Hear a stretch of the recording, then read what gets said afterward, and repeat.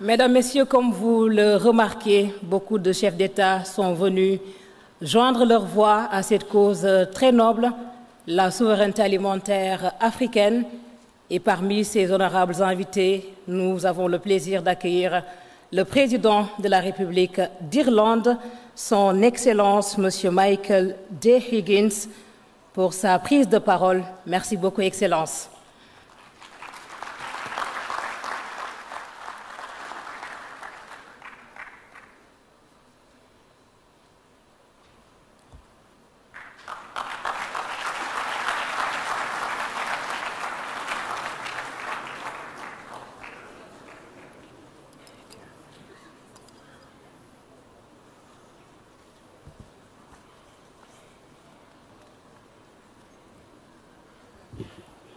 What a great pleasure. Quel plaisir immense d'être ici. Et tout d'abord, je voudrais exprimer ma profonde gratitude au président du Sénégal, président de l'Union africaine, pour son inspiration, l'inspiration qu'il a eue en organisant ce sommet. Et je voudrais remercier le docteur Adesina pour son invitation à prendre part à ce sommet. Nous avons eu une conférence, une rencontre très importante à Dublin l'année dernière. Nous avons discuté de l'importance de la culture pour l'Afrique et le monde. Et je voudrais exprimer ma gratitude au président du Sénégal et de l'Union africaine, le président Macky Sall. Et je voudrais également remercier tous ceux dont ils sont exprimés précédemment. Excellences, Mesdames et Messieurs les Premiers ministres, Monsieur les ministres, chers invités,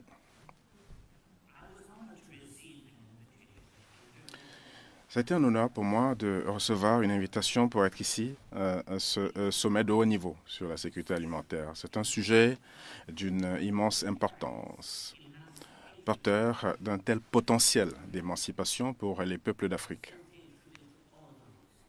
Et je voudrais rendre hommage à ceux qui prennent part à ce sommet, qui soutiennent cette action. C'est la première fois que je visite ce grand pays, le pays du poète et théoricien de la culture Léopold Sédar Senghor, premier président du Sénégal indépendant de 1960 à 1980, et considéré à juste titre comme l'un des intellectuels africains les plus importants du XXe siècle. Senghor a tenu les propos suivants. L'Afrique n'est pas une idée, c'est un nœud de réalité. Il s'agit de réalités qui peuvent être façonnées de manière à ce que nous puissions, non seulement pour les Africains, mais pour toute l'humanité, parvenir à des modèles durables et inclusifs de vie en commun.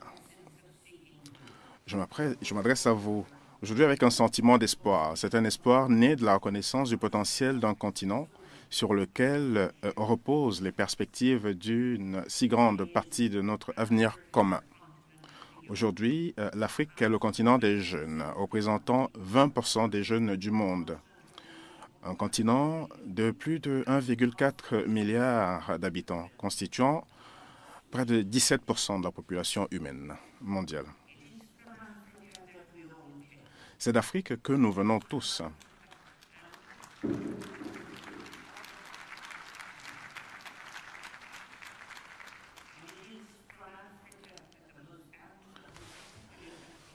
Et c'est de l'Afrique et des continents les plus peuplés que peut venir l'expression la plus authentique d'un nouveau modèle d'existence.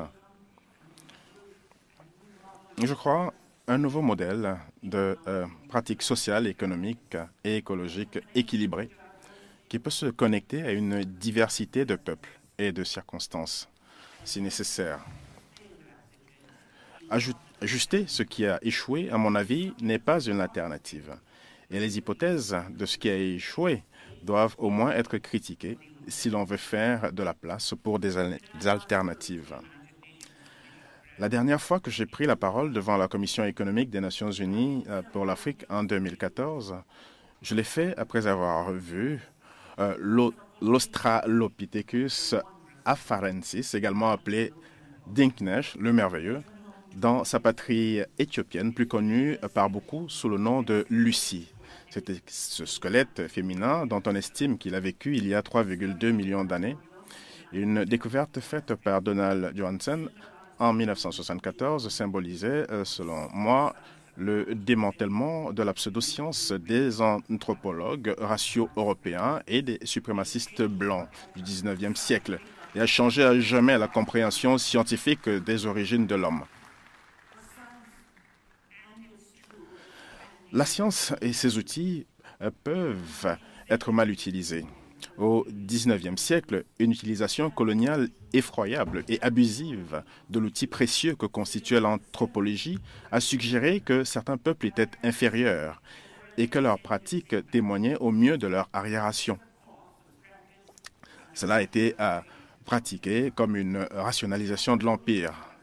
Cette compréhension erronée et cette domination des cultures promues par certains colonialistes explique peut-être pourquoi l'outil qu'est l'anthropologie s'est quelque peu perdu au moment de l'indépendance en raison de ces associations. C'était fort dommage, car l'anthropologie, lorsqu'elle est employée correctement, est un outil de la plus grande valeur. D'excellents travaux de terrain sont en cours sur les questions foncières, le genre, la sécurité alimentaire et l'équilibre entre le travail et la fourniture de nourriture menés par des chercheurs africains en coopération avec des universitaires tels que le professeur William Mosley et le docteur Padraig Carmody. Je suis d'accord avec Sankor Moutou pour dire que les arguments des grands penseurs des Lumières tels que Diderot, Kant et Herder ont permis aux anti-impérialistes de cette époque de défendre la liberté des peuples non européens d'organiser leur propre société. Je soutiens que de tels arguments pourraient être utilisés à nouveau dans les circonstances actuelles afin que nous puissions invoquer un esprit nouveau et émancipateur de la pensée des Lumières africaines. Un esprit qui entrelace les engagements envers des principes moraux universels et des modes de vie incommensurables. Un esprit qui relie le concept d'une nature humaine partagée avec l'idée que les humains ne sont pas seulement fondamentalement divers, mais aussi qu'ils sont capables de coopérer en acceptant d'abandonner des hypothèses insuffisantes, voire invalidantes sur ce qui constitue des formes d'économie internationale justes et durables. Des Lumières qui donneront naissance à un nouveau modèle de connexion entre écologie, économie et société. Un tel tempérament intellectuel peut, en ce XXIe siècle, élargir nos propres perspectives sur la justice, les droits de l'homme et la relation entre les valeurs universelles partagées, convergentes et la diversité. L'anthropologie peut, si elle est utilisée correctement, renégocier le contrat rompu avec la nature, reconnaître la vulnérabilité des femmes qui travaillent dans des champs sans sécurité. Elle peut fournir des informations précieuses, être utilisée pour éclairer les politiques, servir d'alternative à certains des discours internationaux dominants, et pas seulement en ce qui concerne l'Afrique. Les conclusions de la nouvelle anthropologie africaine, si on leur accorde une place dans le discours, peuvent aider à réorganiser les institutions multilatérales en écoutant les voix des continents les plus peuplés. C'est de ces voix que naîtront nos meilleures perspectives au niveau mondial. Par-dessus tout, l'anthropologie peut redonner vie à l'économie, entendre respectueusement les besoins essentiels, offrir des réponses qui respectent comme il se doit la sagesse reçue, ce qui est complexe et local. Je suggère que, en tant qu'outil et méthode, l'anthropologie, dès qu'elle est pratiquée par les femmes et les hommes africains, a la capacité d'aider à la transformation nécessaire de la mondialisation, à la réponse nécessaire au changement climatique, à la promotion du développement durable d'une manière appropriée et inclusive. permettant aux meilleurs instants de suffisance d'être privilégiés par rapport à la cupidité effrénée, à tout appel à l'individualisme extrême par rapport au bien-être collectif. Une nouvelle économie est en train de se définir. C'est une économie qui puise empiriquement dans la base, qui cherche à se connecter avec les sociétés dans toute leur vulnérabilité et capacité à travers les mouvements écologiques et sociaux. Je pense que tout cela peut permettre à l'Afrique de contribuer à un nouvel éclairage qui a tant de points communs avec le meilleur de l'érudition à base sociale qui émane actuellement d'Amérique du Sud. Cette nouvelle anthropologie est présente dans les nouveaux travaux traitant des problèmes des producteurs de terres extensives, de l'insécurité des femmes productrices et de l'importance incalculable des politiques foncières. Une nouvelle orientation est nécessaire pour le voyage que nous devons tous entreprendre maintenant. Une orientation qui va au-delà d'une concentration étroite sur un empirisme limité vers une considération intellectuelle plus large. Ce voyage exigera également que les nations colonisatrices du passé soient disposées à réfléchir de manière critique à leurs actions passées. Il est nécessaire, dans le cadre d'un nettoyage des sols, en éliminant la capacité des actions passées à empêcher les actions présentes ou les initiatives partagées futures.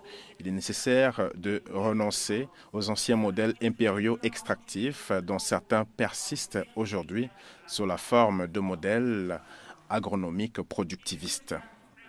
Il s'agit d'une tâche pour laquelle ces nations n'ont pas fait preuve d'une énergie suffisante.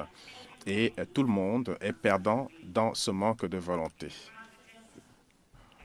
Je pense que nous avons besoin d'un nouveau départ africain qui tienne compte des réalités africaines. Cela offre la sécurité qu'une dépendance totale à l'égard de la chaîne de valeur alimentaire internationale ne pourra jamais offrir. Il y a des questions spécifiques qui doivent être abordées maintenant. Toutes ont des conséquences sur la sécurité alimentaire à long terme.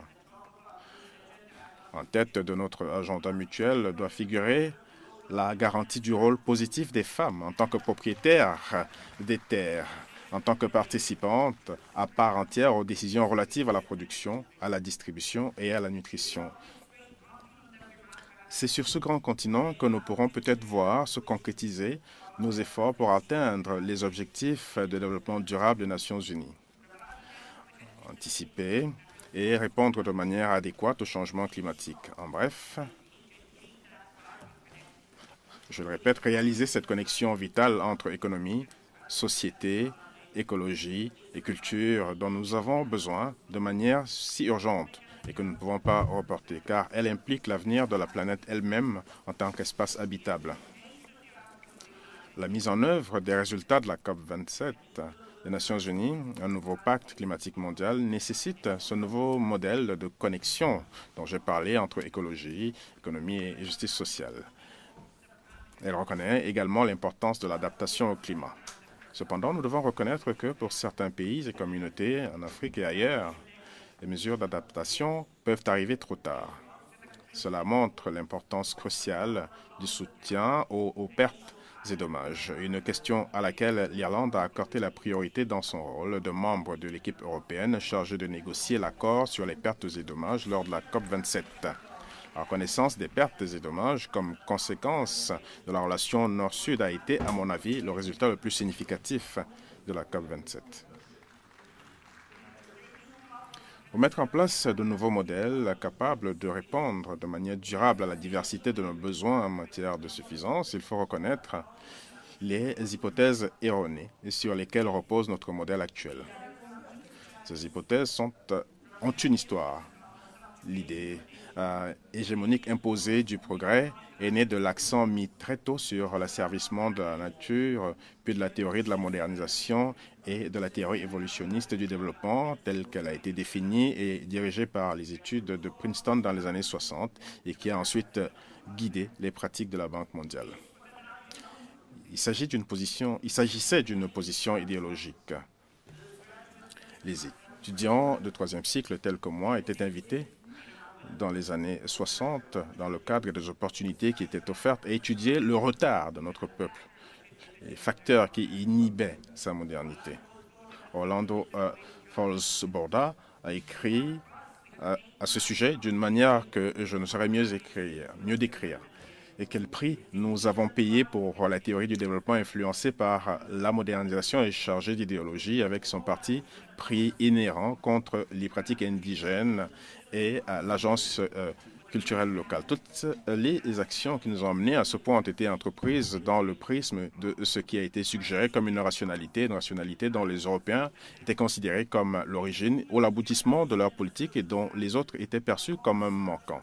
Ce mouvement a généré dans les sciences sociales une forme de fonctionnalisme structurel qui sera incarné dans les rapports de la Banque mondiale et d'autres agences multilatérales, dont les politiques, dans la singularité limitative de leur vision, dans leur déconnexion avec la culture indigène, auront de nombreux effets désastreux sur l'expérience africaine.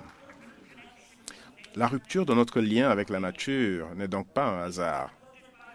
Elle a été soutenue par un ensemble de travaux intellectuels qui ont facilité l'expression du pouvoir par la colonisation, l'impérialisme, l'exploitation et la domination.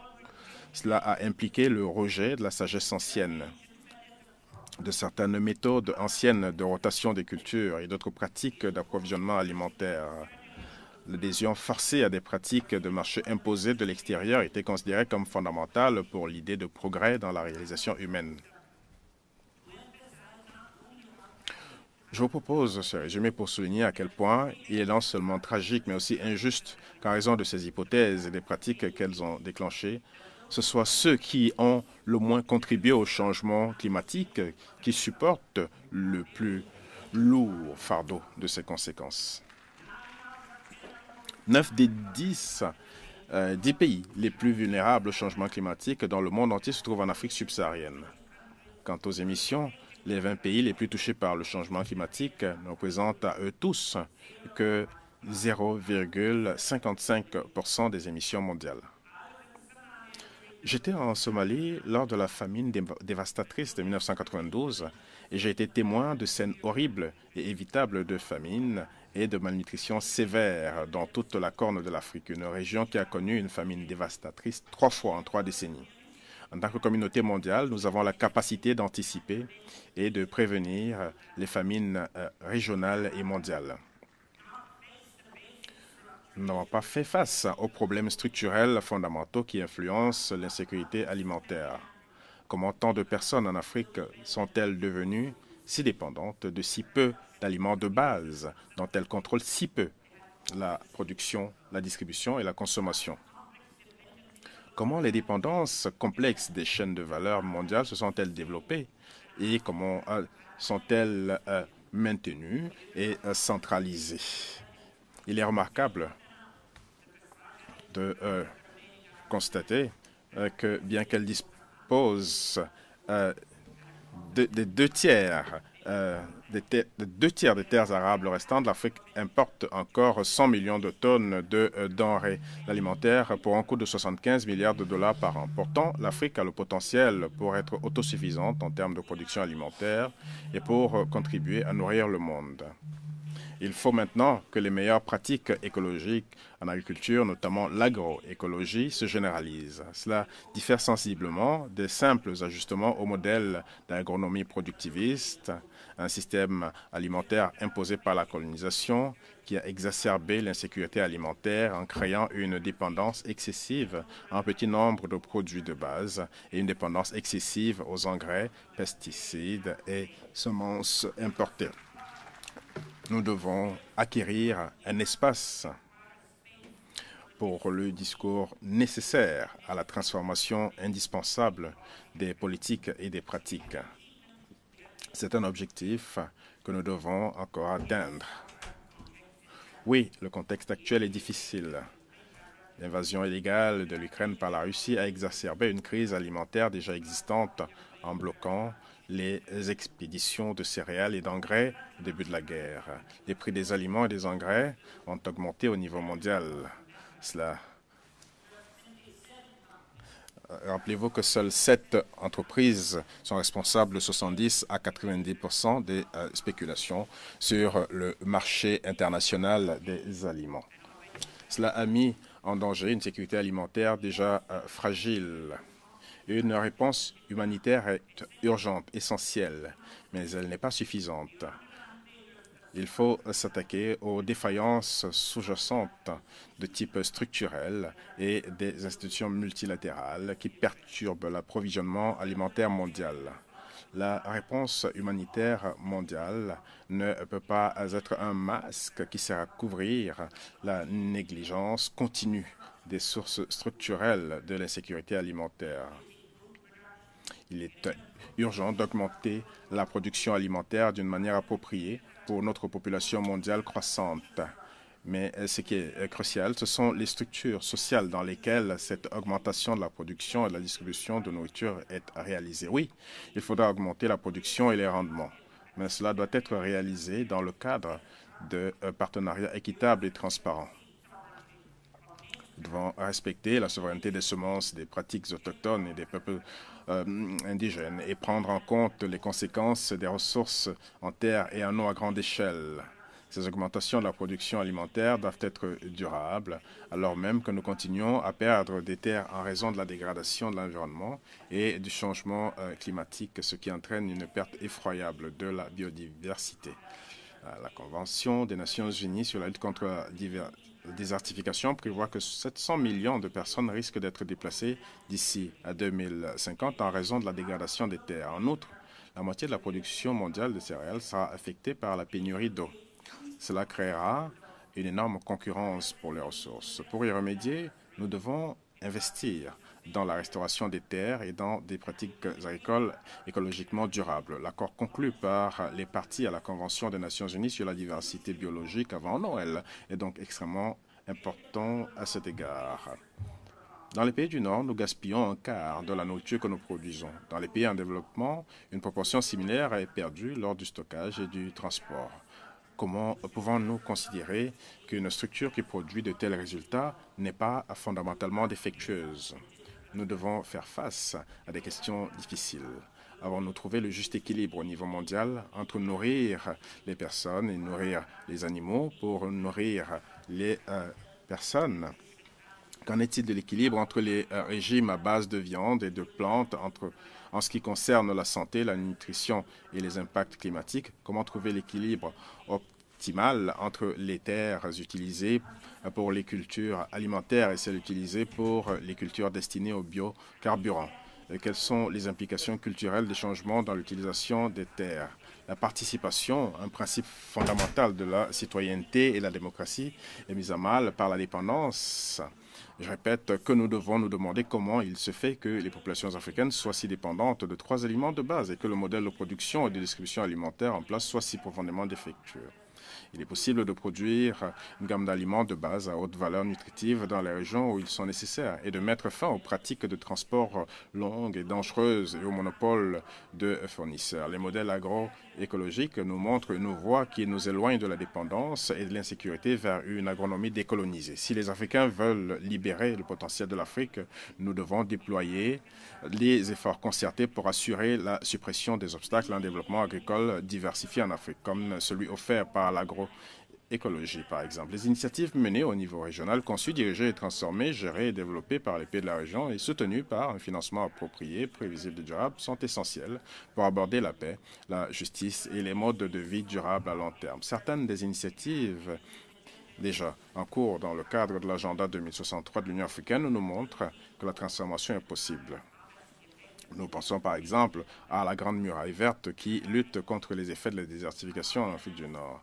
Avant de conclure, puis-je revenir brièvement à mon point de départ sur le sujet des outils à notre disposition, à savoir l'anthropologie, et poser la question suivante. à quoi ressemblerait une anthropologie post-impérialiste émancipatrice. Je suggère que cela se produit déjà avec une agence africaine notable, utilisant les méthodes classiques d'immersion sur le terrain et assistée par de nouveaux moyens rendant compte de la manière dont l'expérience des cycles de la vie se déroule, des besoins fondamentaux de ce cycle, de la réponse partagée requise pour répondre à ces besoins et de l'autonomisation qui déroule de la célébration de la transcendance des difficultés. De l'approche du travail pratique sur le terrain rend possible un engagement fructueux avec la nature. Dans les circonstances actuelles, elle représente un nouveau départ qui est inclusif, affirmant la vie et célébrant la diversité et qui peut fonctionner dans une variété de contextes. Elle célèbre le meilleur de l'endogène, offre une compréhension démocratique de l'exogène et répond aux exigences d'adaptation au changement climatique et la durabilité. Elle offre les meilleures perspectives pour éviter les conflits inutiles et instaurer la paix au sein des peuples. Sa présence dans le discours politique est essentielle. Forçons-nous ensemble dans notre monde diversifié, en commençant à nouveau par l'Afrique, de chercher à construire une telle civilisation mondiale coopérative, bienveillante et non exploitante. Faisons de ce siècle le siècle de l'Afrique, un siècle qui verra le continent se libérer de la faim, un continent partagé dans une famille mondiale, un siècle fondé sur les bases solides du respect des institutions, des traditions, des expériences et des sagesses propres à chaque nation, fondé sur la reconnaissance de la solidarité qui nous lie en tant qu'êtres humains et sur la reconnaissance de la responsabilité que nous partageons à l'égard de notre planète vulnérable et de la dignité fondamentale de tout ce qui l'habite. Jeff.